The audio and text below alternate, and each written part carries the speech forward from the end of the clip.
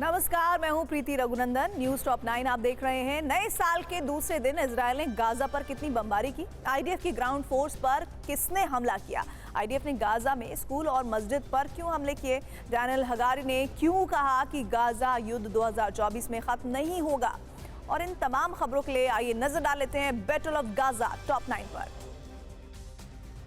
Israeli air force ने नए साल पर गाजा पर भीषण एयर स्ट्राइक, हमास के ठिकानों को टारगेट करते हुए आसमान से बारूद की बारिश की। इजरायली एयरफोर्स के हमले में हमास का टनल बर्बाद हो गया। आईडीएफ का दावा है कि हमले के वक्त टनल में कई हमास लड़ाके छिपे हुए। विनाशक हमले में कई हमास लड़ाकों की मौत हो गई।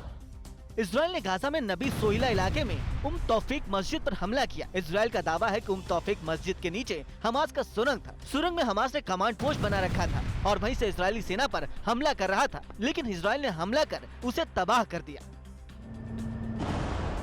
गाजा में इजरायल ने ग्राउंड ऑपरेशन तेज कर दिया है। इजरायल की टैंक ब्रिगेड ने रिहायशी इलाकों में बने हमास के ठिकानों पर हमला किया। आईडीएफ ने मार्कवा टैंक से गोले दागे। हमले के बाद हमास ठिकाने से आग और धुआं निकलता दिखा।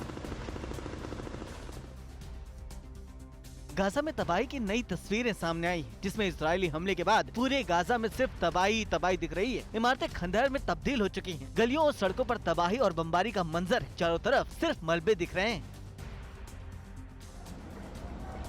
वेस्ट बैंक के करकेलिया में इजरायली सेना के काफिले पर फिलिस्तीन के लोगों ने जमकर पत्थरबाजी की। फिलिस्तीनी लड़ाके काफी देर तक इजरायली काफिले पर पत्थर फेंक रहे थे। लड़ाकों ने आईडीएफ की गाड़ियों पर पेट्रोल बम से भी हमला किया। कई गाड़ियों में आग लग गई।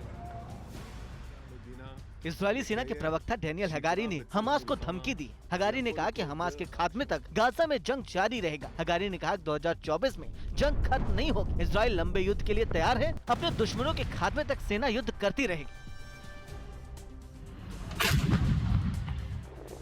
इजरायली सेना ने लेबनान में जबरदस्त एयर स्ट्राइक की। लेबनान ने हिजबुल्लाह के ठिकानों पर पिन पॉइंट अटैक किया। हवाई हमले में हिजबुल्लाह के कई ठिकाने तबाह हो गए। इजरायल का दावा है कि इन ठिकानों से हिजबुल्लाह हमला कर रहा था। दक्षिण गाजा के कई इलाके में इजरायली डिफेंस फोर्स की 99वीं डिवीजन का मूवमेंट है। आईडीएफ का दावा है कि दक्षिणी गाजा में 100 से ज्यादा टनल तबाह किए गए। आईडीएफ ने हमास के कई ठिकानों पर भी कब्जे का दावा किया है। बिल्डिंग में हमास के ट्रैप को किया नाकाम।